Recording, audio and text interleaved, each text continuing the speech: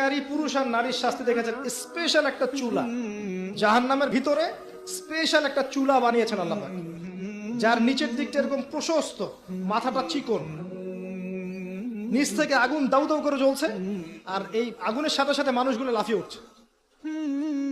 আগুন নিচে নেমে যাচ্ছে, মানুষগুলো নিচে নেমে যাচ্ছে, আবার দাউ দাউ করে আগুন, আবার মানুষগুলো উপরে উঠছে। এটা ওদের শাস্তি দেখেছেন নবী সাল্লাল্লাহু আলাইহি ওয়াসাল্লাম, যারা এই উম্মতের জিনা এবং ব্যভিচারে লিপ্ত আছে।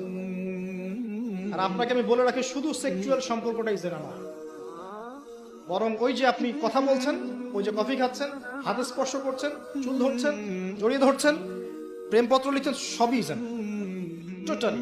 এই প্রতিটা কাজ স্ত্রীর সাথে করলে প্রত্যেকটা কাজের বিনিময়ে নেকি পাবেন, আর এই প্রতিটা কাজ আপনি ওর সাথে করলে আপনি প্রত্যেকটা কাজের বিনিময়ে জাহান্নামের দিকে যাচ্ছেন। শুধু এভাবে স্পর্শ করা, গায়রে মাহরাম মেয়েকে এভাবে স্পর্শ করা, একটা হাদিসে নবীজি বলেছেন মাথার মধ্যে লোহার পেরেক বসানোর চাইতে বেশি জঘন্য কাজ। মানে একবার করে স্পর্শ করার শাস্তি হচ্ছে মাথায় আল্লাহ পাক লোহার পেরেক বসাবে। আর বিবাহিত, এটা তো বললাম অবিবাহিত জেনারেশন, যাদের মধ্যে আবেগটা বেশি থাকে। আর যারা বিবাহিত দেখবেন ওদের মধ্যেও বিভিন্ন সিরিয়াল দিয়ে, সিনেমা দিয়ে, মুভি দিয়ে, নাটক দিয়ে পরকীয়ার দিকে উস্কানো হচ্ছে।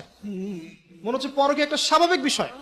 আর এখন ম্যাক্সিমাম পরিবারের মধ্যে পরকীয়া ঢুকে গেছে। দেখবেন স্বামী জানেই না স্ত্রী পরকীয়া করছে, স্ত্রীও জানে না স্বামীর কটার সাথে অ্যাফেয়ার। হ্যাঁ, এবং এগুলো করলে কেউ খারাপ বলবে না আবার।